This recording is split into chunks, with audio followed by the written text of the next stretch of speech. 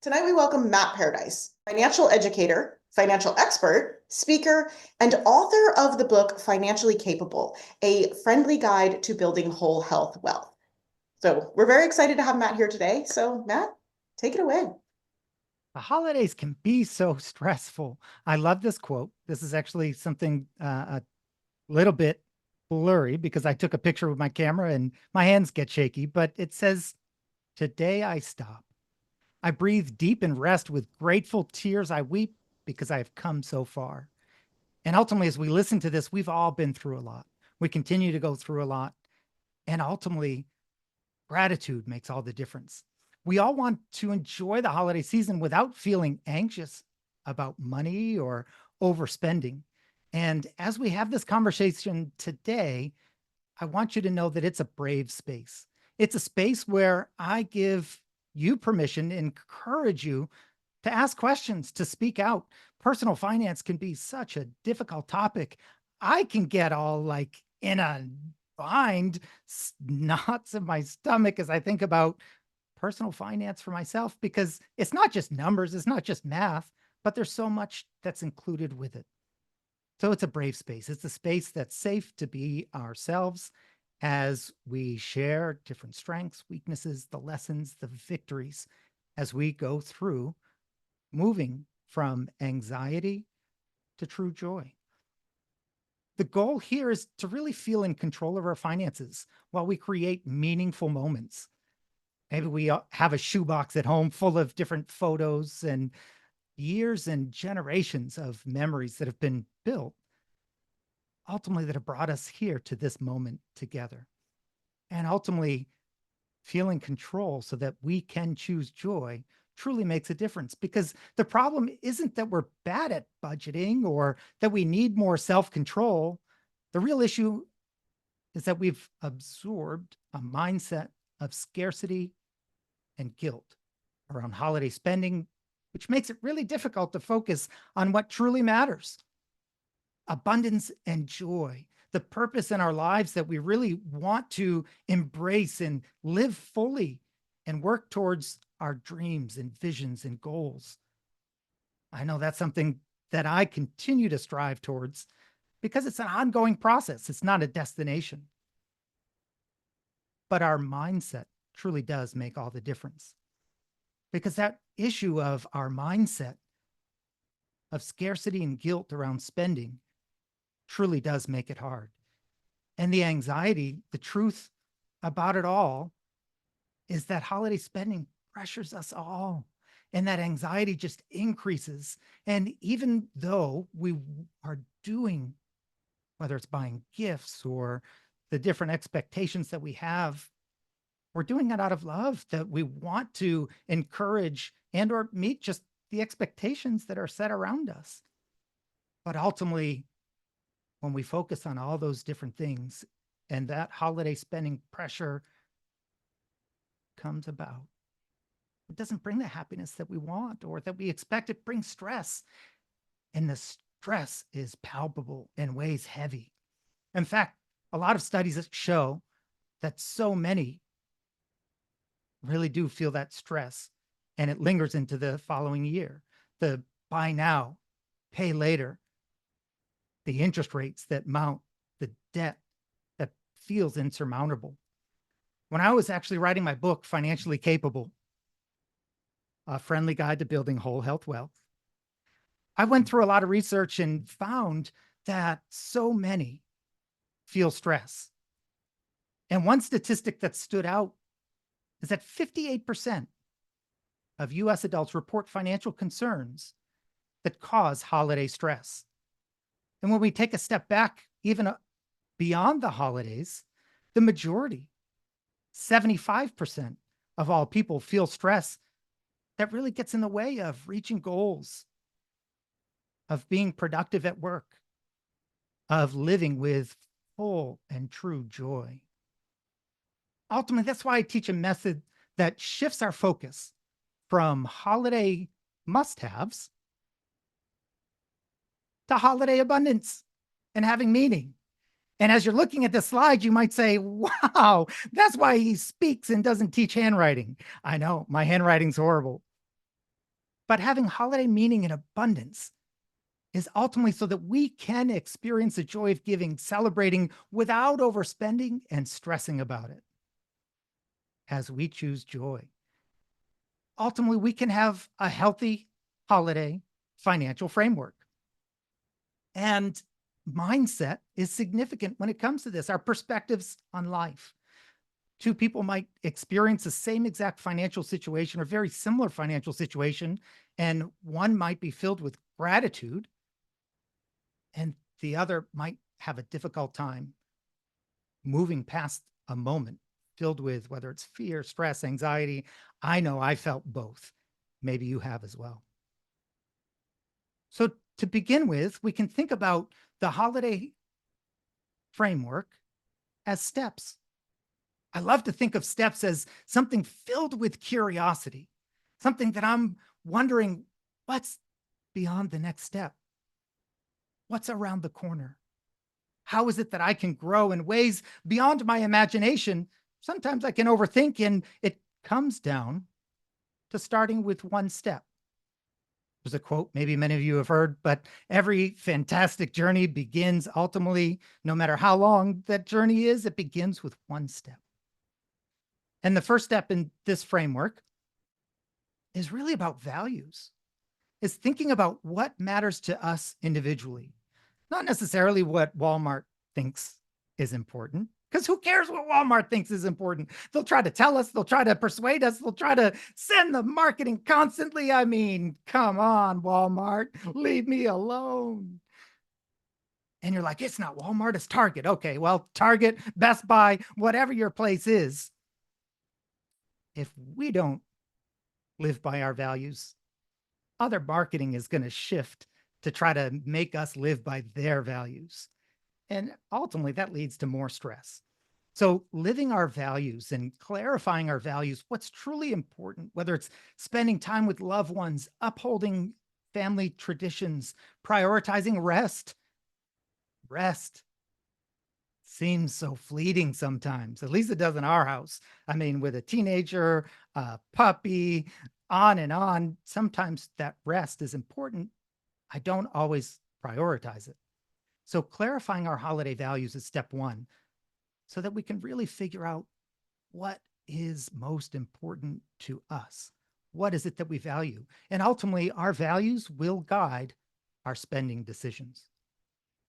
Step two, define spending limits purposefully. That's a tough one. Our spending limits. Sometimes I just want to buy what I feel like I want to buy when I want to buy it. Having a limit sometimes is just tricky, and ultimately thinking about how I have to be limiting with a budget, and I've tried budgeting and budgeting doesn't work, and all the different feelings and emotions and stress can mount and pile up. And come on now, let's not go too far down that road. It's real, it's legitimate. Ultimately, a budget is just a list of priorities. Again, tying back into the values in step one, our budget really is a list of what's most important to us and making sure that our money goes towards what's most important. I mean, whether it's having some sort of purchasing regret, we've all done it. I know I have. I mean, like I stop for fast food because I'm really hungry and I think, oh, well, I don't know. I can't make it when I get home. So let me buy this burger. And $15 later, I'm like, oh, that was nasty. Got a stomach ache anyway. And my money's gone. So ultimately, a budget helps me to look at what's most important and how can I make sure that I spend the money on what's most important and not what society pressures me to do. Every single dollar can be spent with intention. And it just takes a little bit of planning to be purposeful with that. I mentioned it already. The dirty B word. In my book, this is the name of the entire chapter, dirty B word. Because budget, when we talk about it, it talks about how it's limiting, how we can't have fun, the things we can't do, the bills that are piling, and all the money we don't have to pay for the things we want. And ultimately, who wants to sit and talk about that? That is no fun. And that's why I called it the dirty B word, budget. Again, it really is a list of priorities. It's a way of organizing to really be able to fulfill our purpose of finding joy, of living by our values, of doing what's most meaningful to us individually. And it's very personal. I'm a firm believer that when it comes to personal finance, though it's in the name, personal is critical. It's important that we figure out what works individually for us. Just because somebody down the road uses some specific tool and that works for them, that's great. All the power to them. If it doesn't work for us, well, we figure out something different. Whether it's Excel, there's a lot of different tools, but ultimately it's coming down to living by our values. Which brings us to step 3, to really rethink gift giving. I mean, what is a gift after all beyond an expression of love? We want the person who receives the gift to feel our full intent. And that comes in a lot of different ways. But when we have a meaningful gift, they're not even necessarily bought. I love this picture. I enjoy cooking personally. I'm not necessarily a baker. My wife loves to bake. But a gift doesn't have to be something that we purchase. When I think back at the most important gifts that I've received, oftentimes it's the intent of the giver than the actual gift. Things my son made me that I still have in my bureau, not because it was luxurious or extravagant or cost a lot of money, but because he put some thought into it and he really wanted to encourage me. And some of the most important gifts that I've given, sometimes it's a poem that I've written. Sometimes it's the power of words, and that gets even into our different love languages. When we're able to give a gift in the language of the receiver, then they can truly feel that love. And as we rethink gift giving, it doesn't have to be money. There can be experiences, shared activities, handmade gifts. All of those different things foster genuine connection, and they don't have to break the bank. The fourth step is thinking about practicing mindfulness. And depending on where you are with your finances, some of you might feel so far into this talk, wow, my blood's starting to boil and this is stressful even talking about it. And it can be so stressful. And so many, again, 58% was the statistic that we looked at. When people think about holiday spending, there's stress and there's pressure. Each of us can have our own mindfulness practice to ultimately curb impulse spending. We can invite others to honor our financial decisions and share with them what our plans are, what our goals. If someone is a true friend and considers us a friend, if we share our intentions that we're really working on reducing our stress, being mindful, and not spending extravagantly so that we can afford the essential things, if they're genuine, then they'll fully respect that and maybe even cherish that and pass that idea on. And instead of overspending, there's overloving and overflowing of joy and true connection that's able to be felt. So mindfulness can be a variety of things. We can really refocus our parasympathetic system and practice box breathing, where we breathe in for 4 seconds and hold it for 4 seconds and breathe out for 4 seconds. Meditation, walks in the woods. There's something special about nature, and maybe it's the country boy in me that'll never leave, but I love being around nature, and there's something just centering about it. Something about air and a fresh breeze on my skin that really does help me to stay grounded. For each of us, maybe it's something different. But instead of succumbing to impulses, whether it's spending or other societal pressures that lead to stress, we can cultivate a practice of mindfulness. The fifth step in this particular healthy holiday financial framework is thinking post holiday, financial well-being. Because holidays come and go. If we're listening to this, we've all been through more than one holiday. Thinking about the future and building the future of our dreams, let's take some intentionality.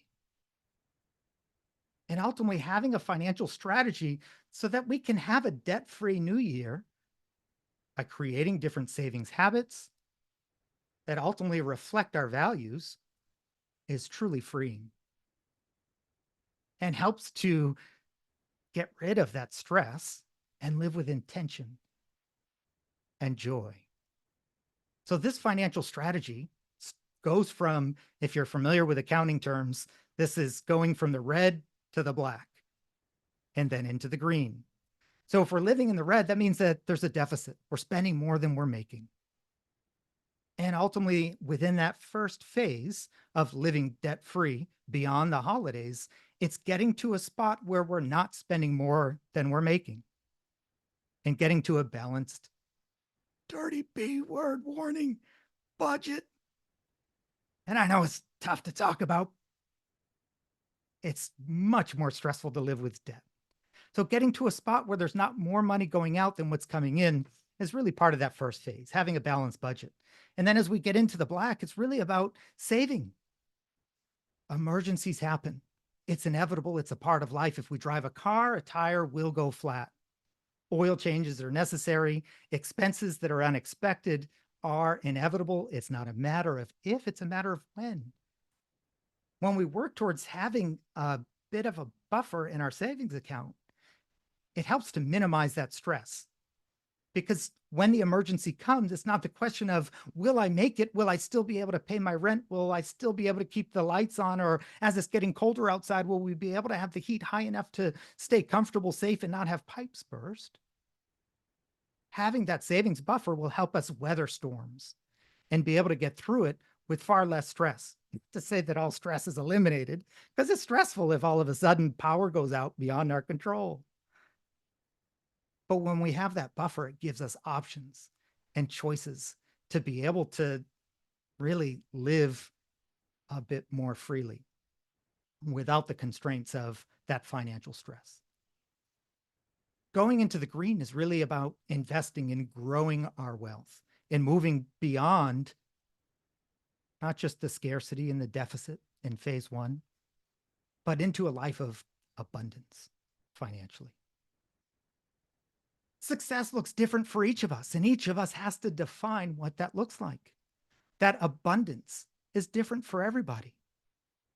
I've worked with clients who consider minimalism and paring back to the bare essentials, working towards success. I've worked with clients who live off the grid and live off the land. They plant everything and literally live off the land. That's not the choice that I've made with my family. And as a result, I need to be able to pay different bills and navigate that. But for each of us, it really is important to think, how is it that I can be successful? What does that look like so that we can work towards it and build that financial plan? I worked with a participant who used this overall approach, and really she was getting anxious about the holidays coming up. She wanted to buy a lot of gifts. She wanted to encourage people. Her family was important to her. She had a couple siblings and really wanted to make sure that they knew that she loved them. And so many of us feel that. And that's why we buy gifts and want to encourage other people.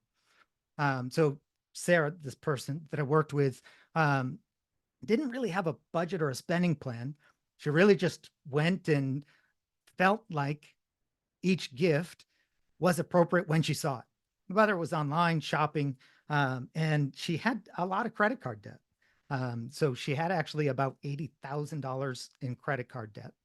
And the interest rate, annual percentage rate, the APRs, were all over 20%. So it was right around 23, 24%.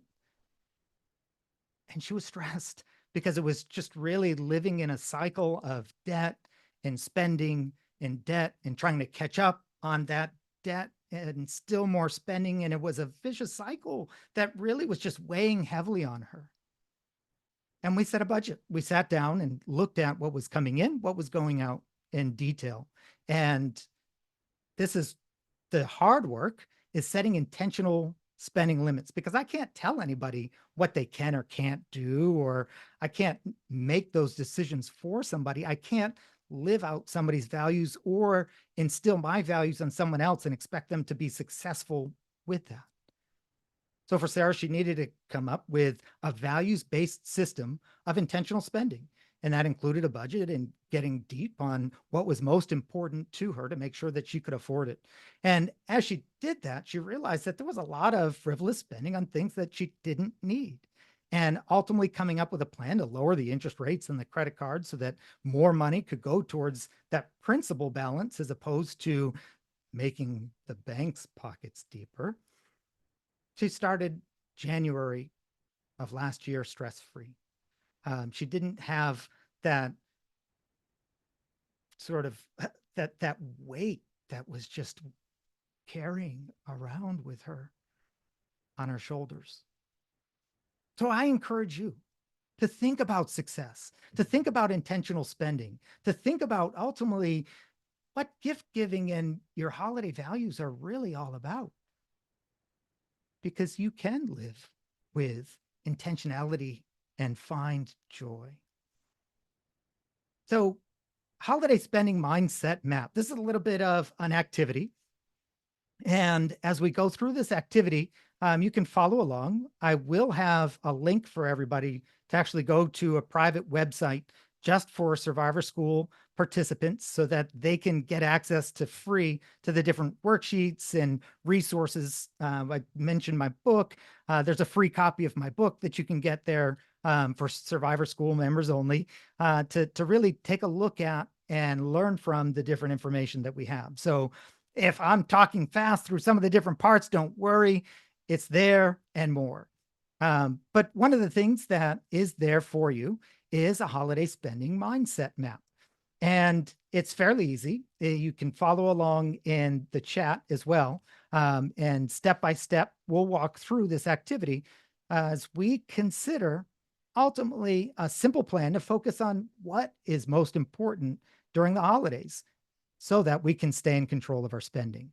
So the objective, really, again, coming up with what's most important and keeping the most important thing as the most important thing. As life hits us in the face, it's so easy to be distracted.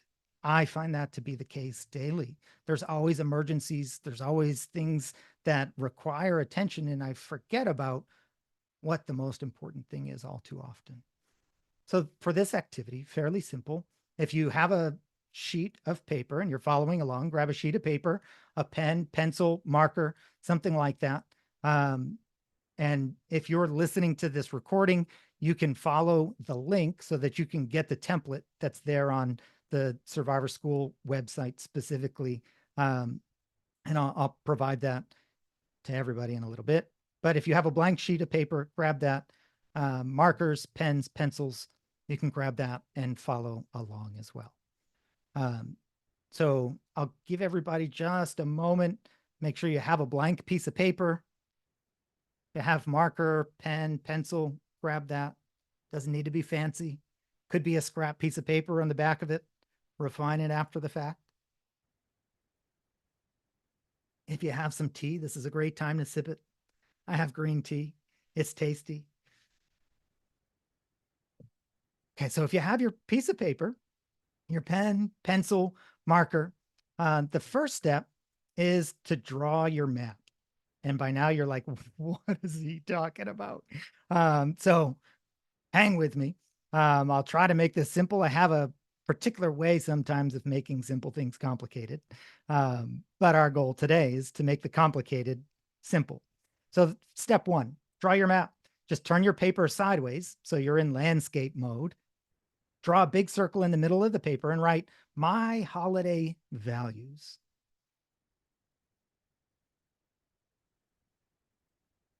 Okay, so you got that landscape mode with your paper in front of you, a big circle right in the middle of the paper, and you have inside that circle now my holiday values. So the second step is to identify what matters most.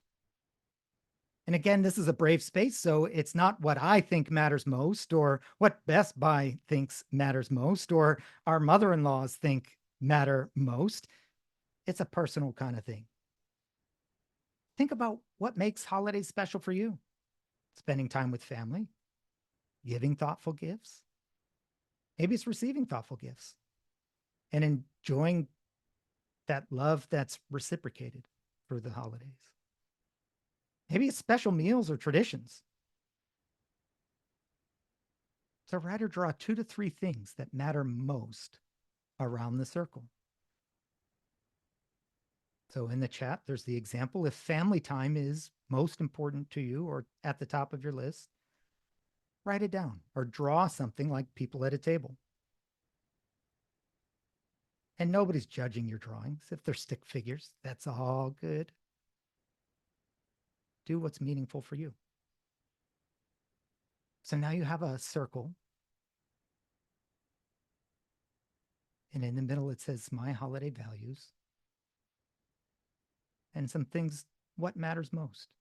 2 or 3 things, drawings or writing the words.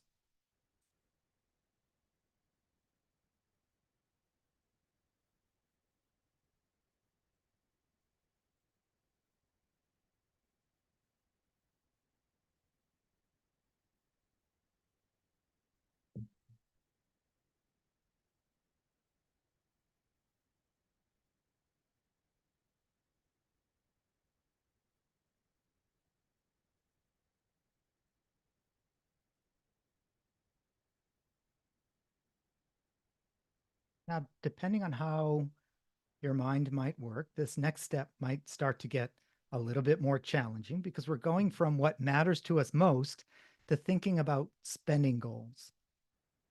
So next to each value, each item that's important to you, whether it's a drawing or a word, write or draw how you can focus without spending a lot of money. So maybe it's with family, not necessarily spending a bunch of stuff on family or needing to go do something expensive, but think about something meaningful. And it doesn't have to be family, it's whatever your item is. But if family time is your value, right, play board games or cook dinner as a family. If giving gifts is one of your things, you could write down next to it, make homemade cards or bake some cookies to share. Cookie swaps can be fun. Friends, family, neighbors. Everybody ends up with something a little bit different, a new flavor that maybe they haven't considered, tried, and inspires them for the next batch of baking. But again, next to each value that you had written around that circle, write or draw how you can focus on that value without spending a lot of money.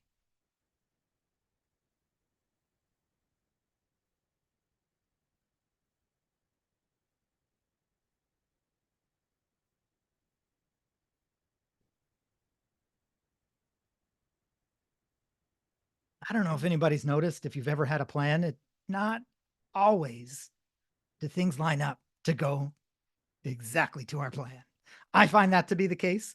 We all have different triggers. So planning for them helps. One of the acronyms that I use often in my own life is HALT, just a stop when I'm hungry, angry, lonely, or tired. Because for many people, those are triggers that all of a sudden I lose my stuff. If I'm hungry, I get hangry and I get like, just like, it's not pleasant to be around. If I'm frustrated, if I'm tired, like I'm a grown man, but I still get whiny. And I just need to take a step back. I just need to halt and be like, okay, it's time to recenter now. Each of us have different triggers, but at the bottom of your page, write, quote, watch out for triggers. They'll come. We can't control them all. It's true. I'm laughing because one of the things my wife would tell you is that I have an issue with other drivers on the road. In my mind, I'm the best, most awesomest, incrediblest driver you've ever seen. I mean, she just doesn't quite agree. And I've had passengers like grip the dashboard, like, what are you doing? I just want to survive this ride. And in my mind, I blame it all on other drivers. And other drivers for me are a trigger. Like, why are you driving 15 miles an hour in a 50-mile-an-hour zone? Like, who knows? I just need to halt. I need to step back and be like, maybe that person just needs some help. Like maybe they're like having a medical issue concern. And instead of thinking so much about how I want to go faster, I can just stop, collect myself, and be present in that moment rather than being triggered by something out of my control. So list or draw a couple of things that might make you spend too much, whether it's sales or pressure to buy fancy stuff. I mean, we're inundated, whether it's radio, TV, social media, everywhere we look. Marketers' job is to make us feel like we need whatever it is that they're selling. Nike's never going to say, oh, buy Reeboks. They're the best sneakers in the world. They'll make you run jumper. No. Nike's going to say, buy Nike. They'll make you the best basketball player in the world. They hit our emotions. And much like we've discussed, when it comes to our mindset and finding joy and living in abundance, it comes down to our emotions and being fully present. Money and a budget is emotional. Similarly, as we think about our triggers and being able to have limitations on our spending and be able to have a plan to spend purposefully, having positive emotions associated with it makes a big difference. It's all about our mindset. So write down, if you haven't, if you're following along in the chat, you already have a way to handle each of those triggers. So for instance, if I see a sale, I'll stop and ask, do I really need this? I actually had a client that this is how they handled their trigger. They were a compulsive spender. They had a lot of debt. I spent over 20 years in credit counseling and serve on a board of one of the top credit counseling agencies in the country now. And it's common to see people with six figures in credit card debt. One of my clients, I remember coaching them about their compulsive spending and the credit card debt that they've racked up. What they actually did was put their cards on ice. They took a container, put their credit cards in it and filled it with water and put that container in the freezer. And the impulse to purchase something or go to the mall and spend with their card was limited by a giant block of ice. They had to chip through it, wait until it melted. Many credit cards have metal in it, so I don't recommend putting them in your microwave to try to get to that impulse spending faster. So that was a way that for that particular client, they put in place so that they didn't spend compulsively and had a little bit of control. It brought halt, right? It got them to stop for a moment and really consider what was most important. So create a minder. The next step. At the top of the page, write a phrase to inspire you when you are tempted to overspend. So it could be anything from focus on joy, not on stuff. Spend on what matters most.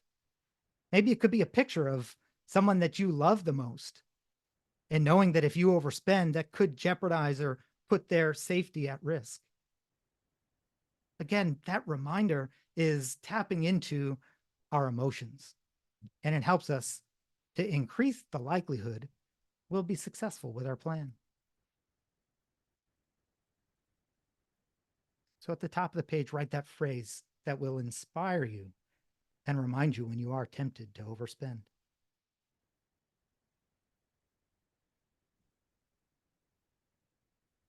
So the last step is optional. If anybody would like to share in the chat, think about what did you write? How did you feel through this exercise? If you're listening to this recording, maybe you can talk about it with someone that's nearby. Maybe it's a friend or family member. Maybe it's someone that you trust and appreciate their opinion. So for those that are here live, if you'd like, You can type in something from your map. And again, this is just if you feel comfortable. So as you're thinking about that, and you don't have to, I encourage you to mull it over, to think about these different steps.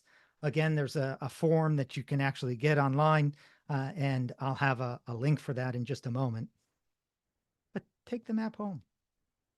Hang it up where you'll see it often and really consider what's most important, whether it's your fridge or your desk. Ultimately, your map is a guide to a happy, stress-free holiday season. Use it when you need a reminder to focus ultimately on what really matters. Ultimately, we can choose joy. I see a comment in the chat. It says, inspiration, less is more. The more I buy, the more I have to clean up and put away. Someone else wrote, my holiday values are spending time with my family. I love making cookies, gingerbread houses, and watching Christmas movies. I was actually driving this afternoon with my son, and we were driving in a neighborhood that was a fairly wealthy neighborhood. And I was like, oh, isn't this just like Home Alone neighborhood? Like I was feeling like Kevin was like channeling through the homes or something. He was like, no, Dad. Apparently that Christmas movie and feeling those vibes was just me and not my teenager. But I was feeling it. Houses are decorated this time of year. And Christmas movies, Home Alone is a particular favorite. Someone wrote that a challenger are their kids. They love to spend, but realize that teaching kids budgeting will help them to stay out of debt as adults. I think that's a hard one for me as a dad, for so many clients that I've worked with. Like, I can deny myself. I'll have holes in my shoes as long as my kids have everything they need to feel comfortable, to feel confident. And sometimes I go so far as to rely more on how they might look, present themselves, than what matters most. I care more so whether or not my son is kind, whether or not my son is generous, whether or not my son has some control and develops his own personal values. And the sneakers that I do or don't buy aren't going to determine that. Another person wrote that their values are good food, quality time, and board games. Monopoly was my game. I don't know if anybody else played Monopoly out there, but I dominated in Monopoly. I got a little too competitive as a kid, but that was me. I can be intense sometimes if you haven't noticed. Giving meaningful gifts like coupons for time together. Such a great idea. My triggers are people walking slow in a parking lot, and helps avoid them all for holidays. Yeah, I mean, seriously, like what? And thus there's a physical reason why to like shuffle along at like a snail's pace. We got places to be and things to do. That gets under my skin too. Volunteering is also something that I love to do. Another participant said, and yeah, totally. Um, there's so many opportunities, especially around the holidays, to volunteer. People need food, and food insecurity is a real thing in the United States. People need food. So there's food pantries, there's special meals, whether it's delivering, um, there's a variety of ways to get involved. Someone else said they're triggered by TikTok shop. Well, we'll see it like come mid-January, whether or not TikTok is still around. We won't go there right now. But I mean, yeah, TikTok shop. I just bought a bunch of Mamafuko noodles because the sale was like too good to pass up. Um, it's so easy to buy when it's right there in our face. Well, I'm speaking for me. For me, that definitely is the case. Someone else shared that they really enjoy teaching kids to cook or bake.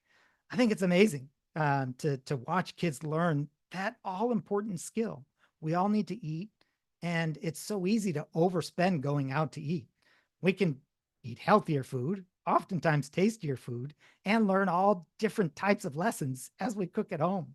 I mean, I think, I don't know, maybe you can relate. So many meals that I've gone out to a restaurant, paid a bunch of money for, and like, I could have done better. And I mean, I do have an overinflated ego, but for real, I spent a bunch of money, and it's like, cold, nasty, soggy food, and it's not like they give you a discount if the meal's not great. Learning to cook, learning to eat together at home. So buying something just because it's on sale isn't actually saving money if I was already planning to buy it. That's so true. Um, I'm just laughing because I'm a sucker for a sale. I see sale and I'm like, I need two, but I didn't need one before that even went on sale. Why do I need two now all of a sudden? I can relate completely. Um, I love making cookies for the neighbors and delivering them with my kids. Um, Neighbors just appreciate that. People's eyes light up like, wow, you thought of me and put time into making this? That's amazing. And it teaches kids how to bake, how to cook, and also how to give and consider neighbors and community. Another participant said, my fondest memories from my childhood were experiences. I can't remember a single toy or gift I ever received for Christmas. I mean, how many of us had a toy that like it was so exciting to tear the paper open and all of a sudden, like the next day it was broken or forgotten about in a corner? I mean, that happens just way too often. I can totally relate. Everyone should watch Buy Now on Netflix. So informative. So a little shout out to Netflix and Buy Now, a show that you might enjoy. Um, so there's more comments than we can get to, but ultimately it's a fantastic conversation, and thank you for participating. For those who are watching the recording, go through this exercise and maybe you can pull some other people into it. A couple of friends, maybe your family can sit down and go through this exercise together and really think about what's most important in ways that you can cultivate joy in your life. I mentioned to everybody that there's a secret website just for Survivor School, and you can access a copy of my book, The Holiday Spending Mindset Map, several other things that are on there as well that I included just specifically for this mastermind. So if you go follow this QR code on the screen that's here now, if you see it, for those with chat, you can also follow this link that's in chat. If you would like to access, again, either the code, you can type in this website that's on the screen. So HTTPS, the colons and slashes, talk.ac/Matt Paradise. When you're prompted, enter the code survivor. And it's also an opportunity for you to give feedback. If there was something that you enjoyed about this time together, if there was something that you would have liked to have seen, but maybe we didn't necessarily cover, please go ahead and provide that feedback. This is a very simple form where you can provide the information so we can make these times as special, as meaningful, and as helpful as possible, because we want it to be practical, applicable, and help you to live the best possible life that you can. So I thank you. This was really, really interesting. And I brought up a couple of um I mean, questions for sure. And I was also panning through, we had quite a few people register for this event, and there's an opportunity when you register for our events to submit some questions ahead of time. So I was kind of looking through those, and while you answered quite a few in your presentation already, but there were a couple of other things that kind of came up that I'm kind of hoping we can take a few minutes and dive into a little bit. So survivorship, and the survival brain, like the shifts that happen in a survivor's brain, it often shifts our focus away from the future and very much to the present. When a person is in survivor mode in terms of actual fight, flight, freeze, when they're in actual danger, the parts of our brains that turn on also inhibit, it turns off the emotional and the thinking parts of our brain, and it has us hyper focused on, when we're in real danger, we're focused on 90 seconds. What's happening in the next 90 seconds? That's about the capacity we have to see into the future. Now, when we come out of that immediate danger, but we are still in survival mode, or even scarcity mode, which would sort of be the next phase, right? We oftentimes can't see or plan or think for ourselves, let's say a year from now, right? If you want to have $10,000 in savings by the end of next year, it's fun to think about in the moment, but the ability for us to think and plan that far in advance is almost impossible. We can dream into the future. We Mhm. can't very often, especially when we're in a heightened state of stress for a prolonged amount of time, make decisions about our future self. We are making decisions right here, right now. And that's where impulse buys, I think, come from, right? It's the okay, well, I do need to pay the electricity bill, but those shoes right there, and I've done that. Yeah. That's how I got through college. I convinced myself that every time I had a major accomplishment in college, that I would reward myself with shoes. I have a very large shoe collection. Um, it's a little embarrassing, but for somebody who walks around barefoot a lot, it's embarrassing. Um, but when but I would very often go and spend my money impulsively to reward myself, even though I knew the electricity bill was due next week. And I would prolong that until it was, I was getting notices that they would turn off the electricity. So you and again, I'm sure this is a can of worms, and I'm sure we could do a deep dive into this topic quite a bit. But what I found really interesting was you were talking about how abundance is about staying present. And I thought that there was a really interesting play, and maybe you can speak to this more about how when we're in survival mode, it's also very much about presence, but on sort of the other end of the spectrum.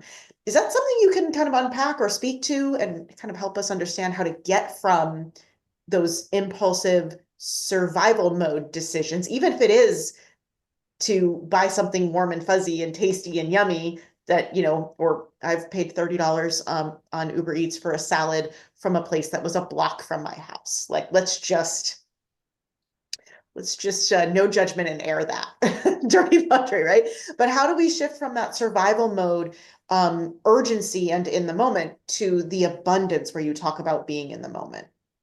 Yeah. Thank you. I think there's a lot, and it varies for each person. When we talk about scarcity, particularly around the financial aspects, economic aspects of it, there's a book by that name, Scarcity, that actually looks at data research, and particularly around individuals who live in poverty and beyond just a scarce mindset, but who struggle literally to pay bills day to day. And the challenge is, and there's other research that backs it up, the exact number varies, but the challenge is living in poverty alone can lower our IQ by as much as 10 points. And it becomes such a difficult thing when we're living in the depths of poverty that there's essentially what's called a poverty tax. And trying to get out of poverty, there's the cliff effect as well when our benefits drop off. So the poverty tax is essentially when we're trying just to get by, to feed our family, to survive and keep the heat on, to survive and keep a roof over our head, to survive and live another day. That trying to find help is very difficult. And that's what's known as the poverty tax, where trying to get a paperwork signed, we have to go 50 miles in this direction to get a different piece of paper signed to help support that last paper that was signed. We need to go 25 miles in the other direction. And after 4 or 5 times of doing that without a car, it's discouraging. And Yeah. it's hard just to live and move from that mindset of just getting by one day at a time. I think for me, one of the most important things that I've found helpful is the realization that I can't do it alone. I'm a believer that there's no one who truly is, quote unquote, self made, Yeah. because we need each other.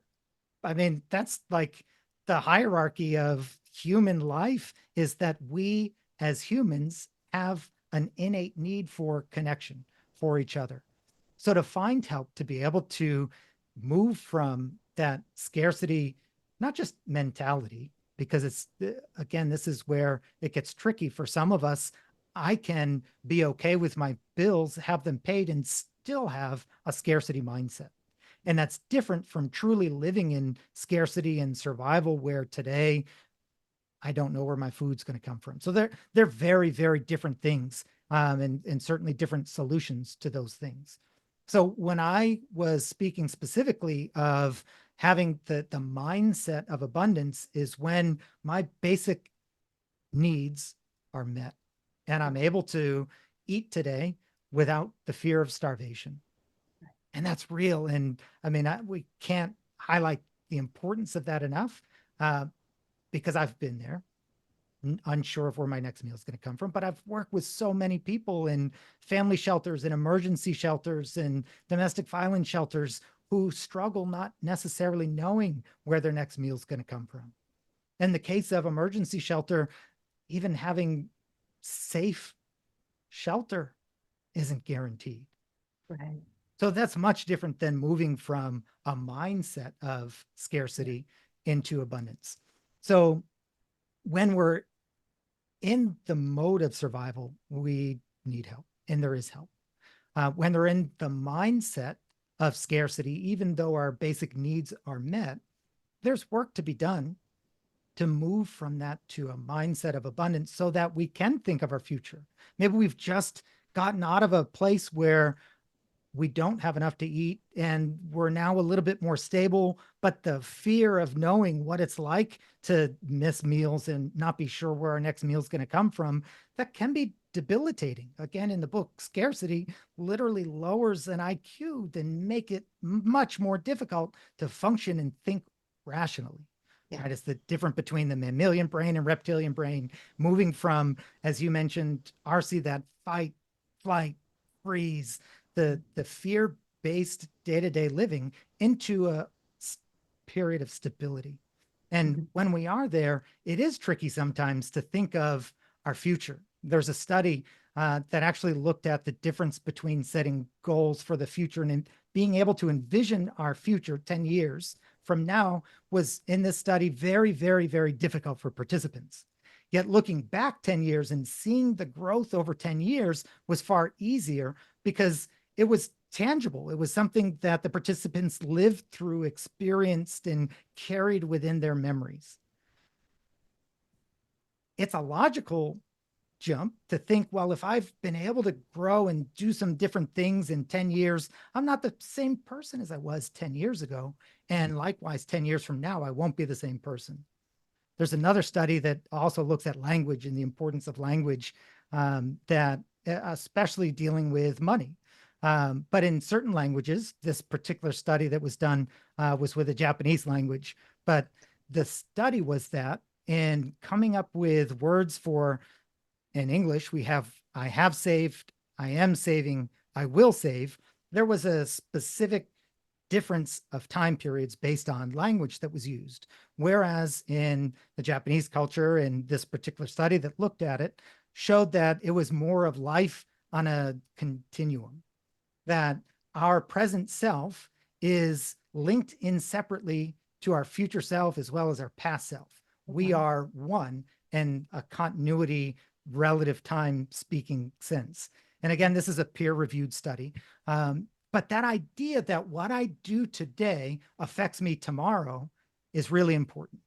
So whether we're in the mode of living in scarcity and unsure of just getting by and being able to find food, or we're living in a place where we're a little bit more stable. We looked at the financial plan going from the red to the black to the green. Maybe we're in the black and have a little bit of savings.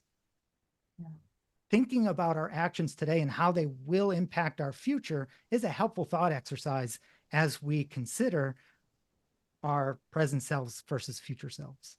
Yeah. It's interesting you bring that up. We have surveyed our audience, and done, some market research as we're building Survivor School. And thankfully, I don't have the exact numbers in front of me, but I could pull them up. I do believe it's in the 60 or 65% of participants actually did share that they feel financially okay. In other words, their bills are paid, and they're okay. They're safe. But they do experience bouts of scarcity. And we kind of categorized that between survival, scarcity, and security. We sort of differentiated, and the majority of participants would consider themselves living in scarcity, which might be living paycheck to paycheck and relying heavily on, credit cards and other, debt sources. And that brings us to something else. And there's a statistic, and I try to keep up with it and update it every year because inflation and other costs and things. But in my research that I've done, I've been able to sort of ascertain that even just one instance of and a lot of the survivors we work with are survivors of sexual violence. It is not uncommon for people who've survived other types of trauma, childhood neglect, abandonment, narcissistic abuse. There's also an overlap oftentimes with just sexual violence or sexual abuse or sexual assault.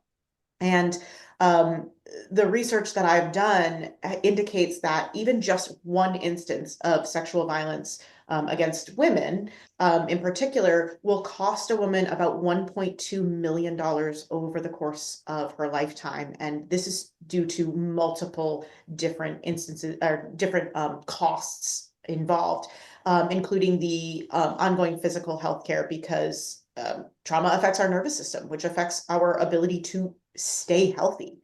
We experience higher rates of a disproportionate amount of autoimmune disorders, chronic health conditions, chronic pain, things like that. So the out-of-pocket medical costs is one component of that. The out-of-pocket mental health care costs, the out-of-pocket costs for medications and other resources, the lost wages from lost days at work, the fact that we literally there's something I just learned this a few years ago, something called bill pay anxiety, where even if you have the money to pay the bill, we don't open the mail, we don't check our accounts, we don't pay our bills because we're afraid that what if we spend that $100 on this bill, but 2 weeks later or a week later or the next day we actually needed that money for something else. And it's incredibly irrational. These are not rational things, right? But then we don't pay our bills, then it affects our credit. Well, then our credit score drops, which will cost $250,000 more in terms of we'll pay more for our car loans, for our housing and our apartments. We pay sometimes we have to, when you have low credit, and just to get electricity you have to put down a deposit, those types of things. And so this adds up significantly. And it like you said, there's this poverty tax, and it feels like we're constantly chasing. Even if we're doing okay and we're living paycheck to paycheck, paycheck to paycheck is not secure, right? That paycheck can disappear. We all experienced COVID. And a lot of times those paychecks just disappeared.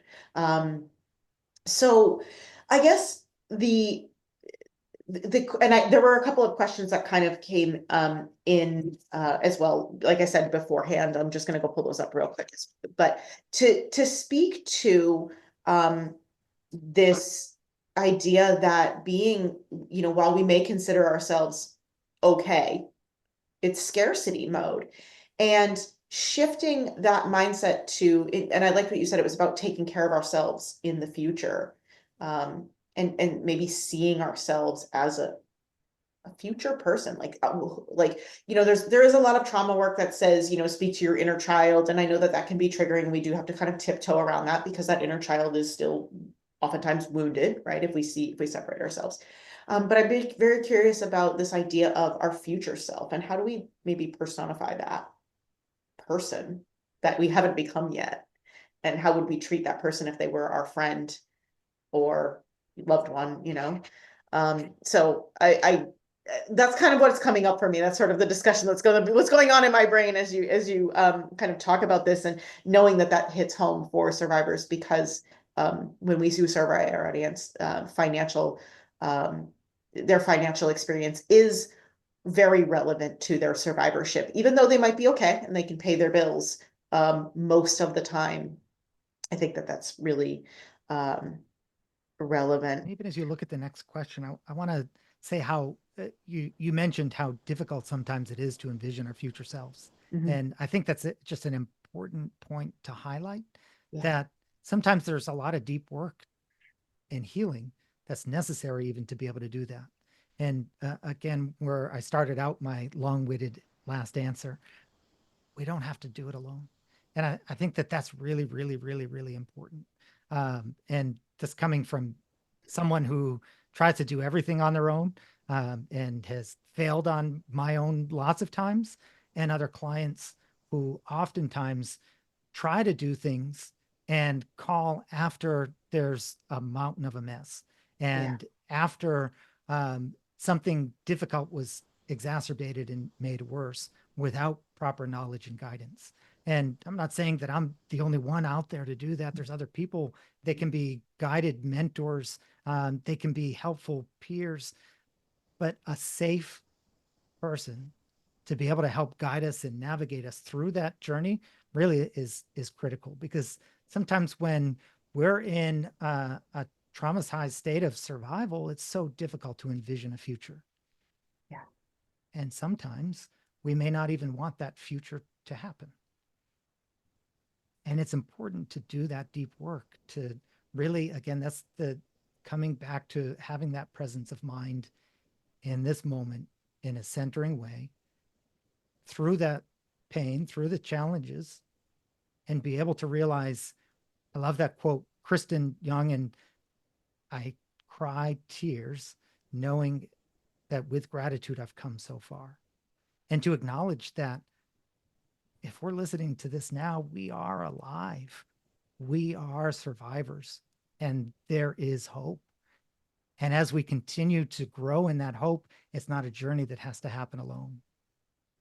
And I really want to, I think that alone sort of answers this next question, or at least can lean in, we can lean into that a little bit. So the question, one of the questions that had come in is how much about this is going to be, and I think this is someone coming into the masterclass, not knowing what to expect, afraid they're going to be sold something, or right, that's part of scarcity mindset, is we're just afraid that we're inundated with ads and marketing. So we're afraid that we're going to be sold something. So the question was, how much of this is about money rules and how much of this is about changing how we think and feel about money?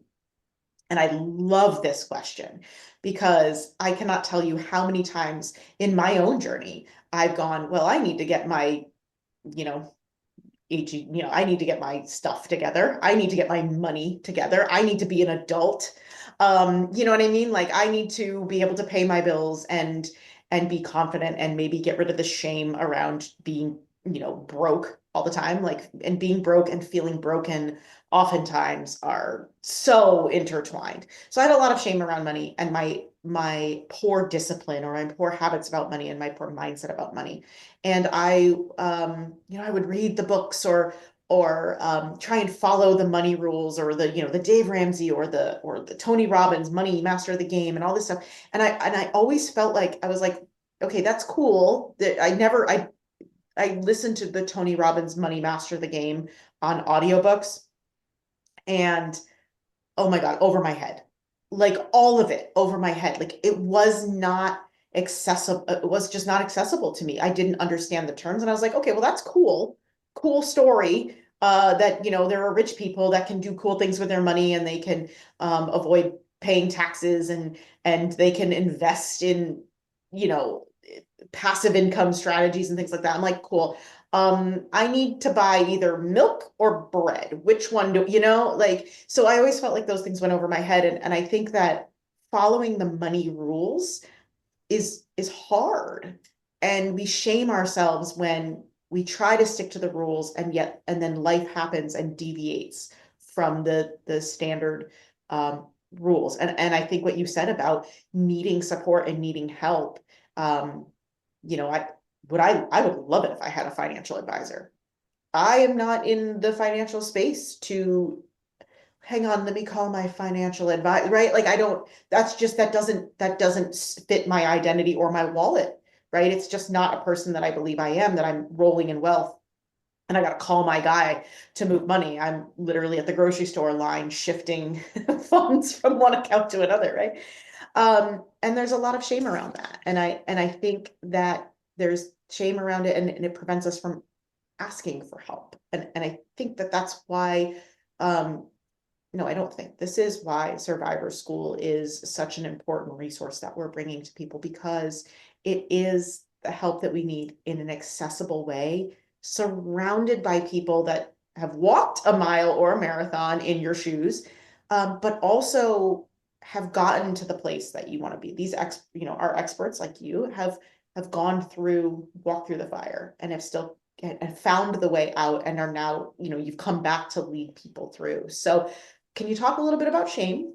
And can you talk a little bit about how much of it is changing how we think and feel about money, and how much of it is following rules? So the first thing that I thought of as you walk through that question, I hate rules. As a felony, like having like person myself going through some life, um, the charges were dropped. It was Grand Theft Auto, my parents' car, and they dropped the charges. Um, Rules weren't always my thing. Right. And I have a hard time like living in a linear path Yeah. because for so many of us, life is circuitous and curvy and windy, and um, each of us has our own paths to walk.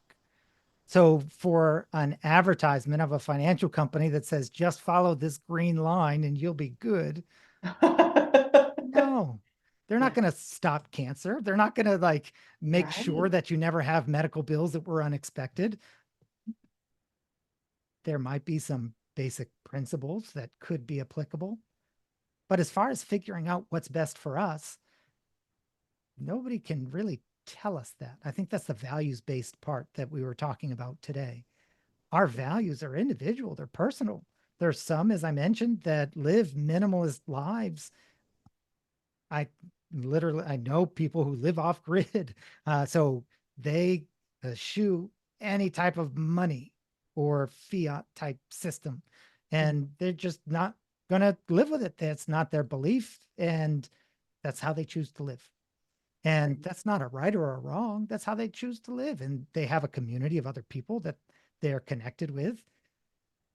I've chosen not to live that way, to be able to have electricity and internet and some stuff that I probably rely on too much, but I yearn for comfort, like comfort that like no electricity doesn't quite provide when like, yeah. So we don't have to go through the thought exercise of what it's like to live off grid. But as far as living with rules versus not, I think that, I mean, there are some basic principles, like when we think about gravity, when something that is tossed up into the air, eventually it's going to come back down. When Yeah. we think about borrowing money, there is the idea that when we borrow it, we have to pay interest. And helping to know some of those things and having that knowledge helps to navigate so that the money can be used as a tool.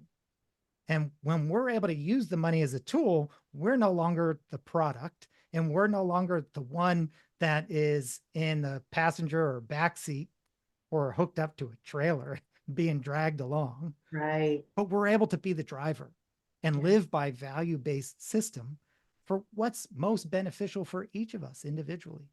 And as far as one of the things that you mentioned, and even finding help or counselor or advisor, for just a resource for those who might want a counselor to come up with a budget or speak about debt or things like that, nfcc.org, NFCC. So the National Foundation for Credit Counseling.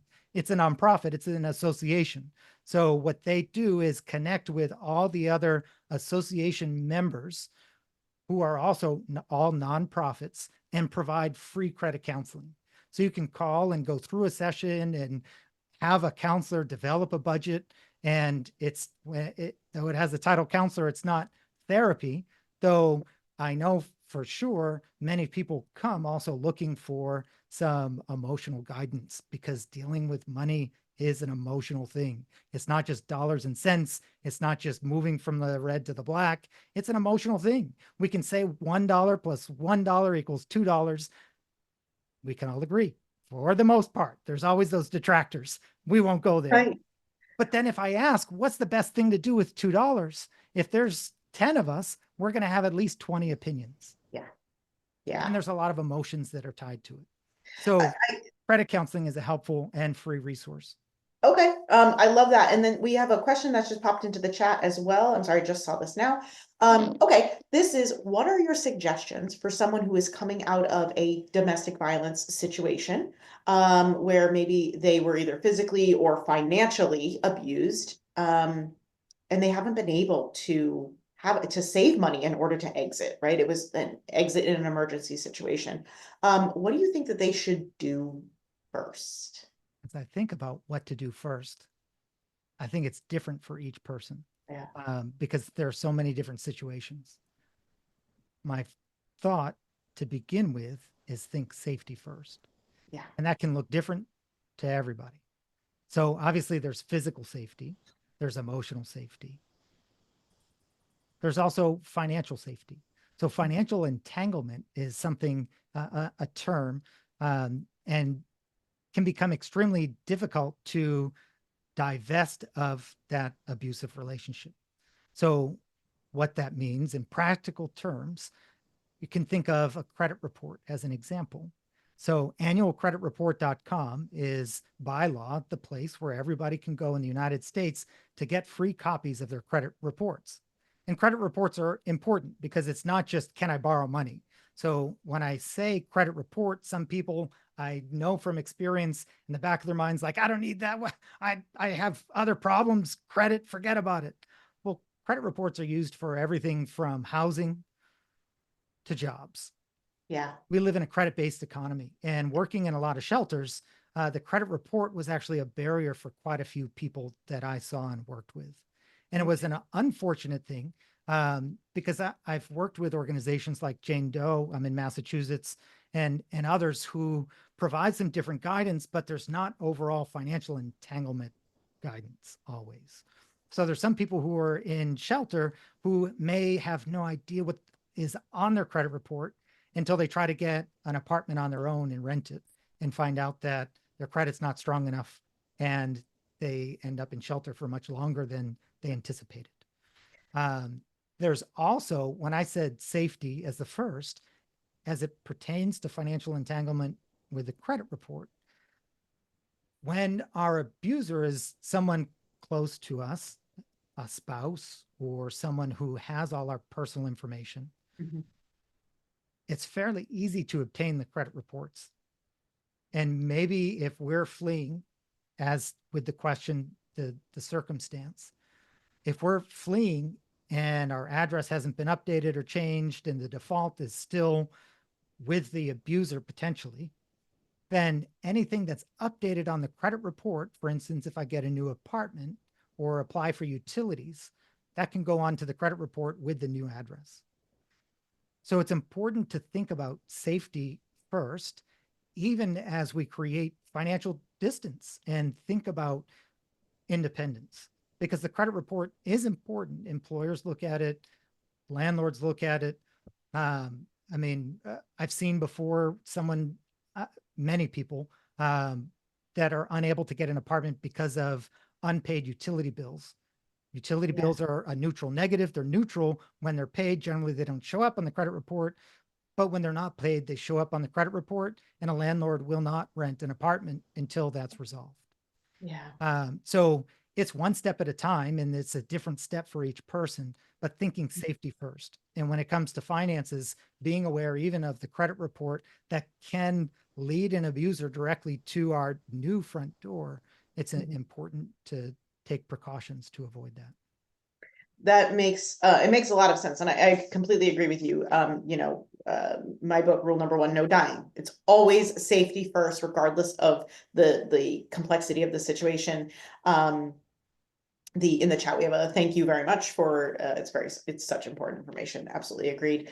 And I do kind of agree, right there. I mean, absolutely, it's safety first, but then when you're looking at your money, beyond that, being able to shift once you're safe, you have housing and access to at least basic resources. Instead of shifting your focus to I don't know, the emergency fund or this or that, really becoming well educated on your own financial situation. I know for sure when I graduated college, I was in a really bad financial situation. I graduated during the 2008 crash into an industry that was heavily reliant on the real estate market. I graduated as an architect and or into the field of architecture, and building halted, construction halted, new development. I mean, all of that. And I graduated from a private school with multiple six figures in debt. And I was like an ostrich. I put my head in the sand and I just tried to ignore it. And I tried to ignore all the phone calls from the loan companies. And my dad even threatened to disown me. My dad and I are great now. Don't worry, everything's fine. But because I was literally just afraid to pick up a phone call from him because of the shame around it and the guilt and the absolute overwhelm and just gut wrenching fear about, my whole life being ruined. And it did disrupt my life for many, many years. And once I finally worked up the courage to actually look at my credit and just see it as numbers on a page, I was finally able to realize that that number on a page, on a piece of paper or on the screen did not indicate my value as a human being. And I know that that is very often how credit is seen, is your value as a human, your trustworthiness, your integrity, your, even if it's medical bills, right? We're often judged for that FICO score, or whatever. So once I was actually able to, I almost gamified it. I looked at a very horrible, is bad. It was very bad. And number, and then it became a game. And it was like, okay, I got to unpack it and say, well, and what's really cool is there's these online tools now that will, if you can use, and I think Credit Karma might be one of them. I'm trying to think of Nerd Wallet is another one that I've seen in the past. I'm sure you maybe have some of the resources, but one of the cool things about these tools is when you look up your credit report, it'll say what would happen to your credit score if, and it was, pay off this debt in collections or pay down this credit card or do, you can play with different options of what would happen if, and it just became a gamification. It was like, oh, okay, which one's going to raise my credit score? Oh, 7 points. Cool. That's my next goal, is this tiny little thing. So getting out of $300,000 in debt just became, can I save $271 to send to the cable company because I forgot to return my cable box when I moved, right? Or my modem or whatever. And so it was gamifying that. And I absolutely will attest to the fact that once I shifted my attention to fixing my credit, even though it felt daunting, it was gut wrenching. And I found a partner in this, right? Someone that was willing to work with me. And there's some tactics, and I don't want to speak to them. I don't want to give any financial advice here in this. I know that you're going to be running a workshop and that might be something that you can go into. But I did find someone who was willing to hold my hand through the process and help me to the best of their capacity and their ability. And within 6 months, my credit went up 100 points. And, I'm now several years past that. But my credit is holding at like a high 700s, and I don't have any consumer debt. My car loan is done and paid off. And there's a couple of credit cards that I hold and I almost never use. I mean, you're talking $25 and things like that. So I'm really proud of how far I came. And I will say that is, and this is reflection right now. This is me realizing it in the moment right now, as you say this, how important it was that I fixed my credit, because everything else I had tried to become financially capable and financially stable and feel like a participating member of society, I would always fail. I would put $500 in a savings account and then all of a sudden need new tires on my car. Or, my computer got stolen and I needed to replace that. So anytime I felt like I was trying to get closer to putting money away, it was always disappearing. But when I shifted my mindset over to my credit, it absolutely changed my life. So that's my 2 cents on that. So I really appreciate that. And I think that, the viewers will as well. Knowing where to start, I think, is a big hurdle to overcome, regardless of where you are in your financial journey or what tier you would consider yourself. There's so much. Obviously, this is a super deep topic. There's just no way. I think we were at our 90-minute mark here, and yeah, we are. So I absolutely appreciate everyone for sticking around for this. I want to take a couple minutes. We ask all of our experts, we run a master class and we get usually great questions, and it's always more than we can cram into 60 or 90 minutes. So, Matt, we want to ask you to run a workshop with Survivor School. Can you tell us a little bit about what that might look like? What could someone accomplish in in a master class, or excuse me, in a workshop with you? Thanks. Um, yeah, it's such an amazing, powerful thing to come together in a place like Survivor School and learn and grow and work towards building our life of our dreams. And it's exciting.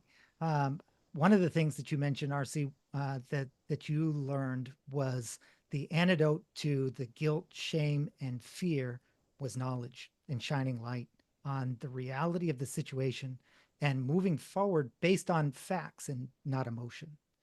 And being able to do that sometimes is difficult because I've worked with so many clients that receive a bunch of bills and know, okay, in that bill it's bad news and I don't want to touch it, so I'll toss it in the trash and I'm going shopping. And that happens to so many people. The stress that people feel as a result of their personal finances is real and it's deep and it can be paralyzing. So in a workshop, having knowledge, having information to dive deeper into some of the things that we touched on, right? I talked about the phase of a financial plan and going from the red to the black to the green. Like some are like, I have no idea what he's talking about. Red and green, like, is that a holiday type of thing? I don't know. Um, but in a workshop, there's a little bit more time to dive a little bit deeper into that, to what it means, to what it is to really create some of the different tools, what tools are available, how to best use them to ultimately reach the goals that we have. And it really is, it's helpful. I've seen so many people turn their lives around because of it. And I thank you for even just in real time acknowledging, sharing the journey that you've been on, the things that you've overcome, because it is an inspiration and a hope to so many. And I appreciate you sharing. I mean, I try to be as vulnerable as possible and transparent as possible on here. I mean, that is what Survivor School is all about, is taking people from wherever they are, no shame, no judgment, and getting them to where they want to be. And we say it a lot. It's kind of becoming our tagline around here, is that you're never going to heal 1 hour a week in therapy.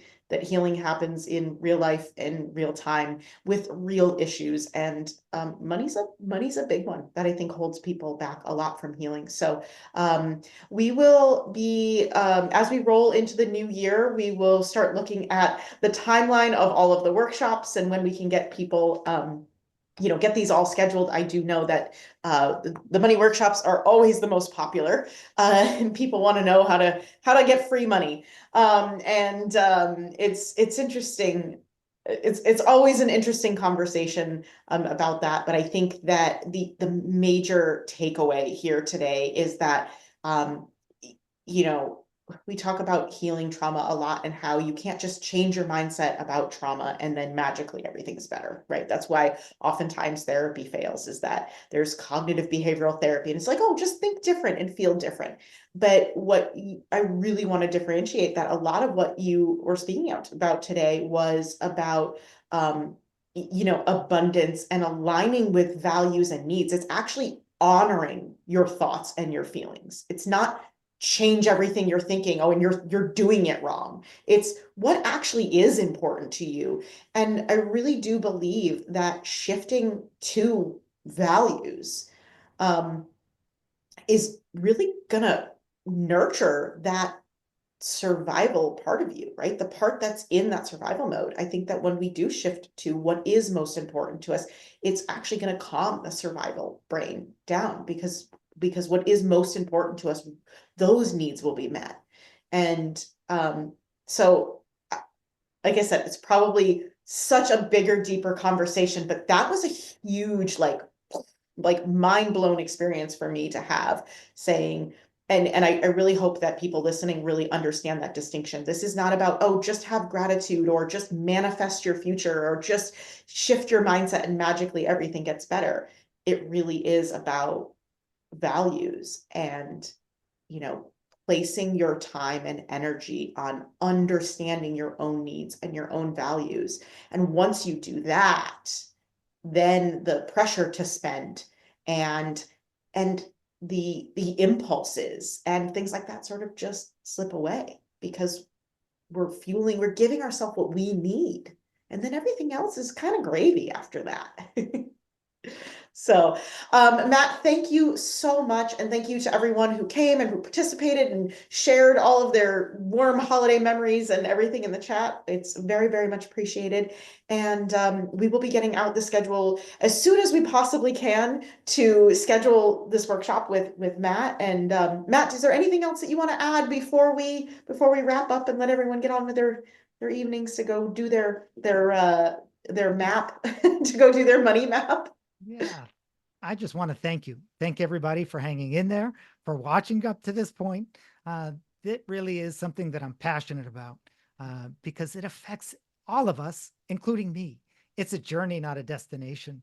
And I thank you for this opportunity just to be able to build joy, to be able to get back into focus our values, what's most important, and live a fulfilled life. Thank you.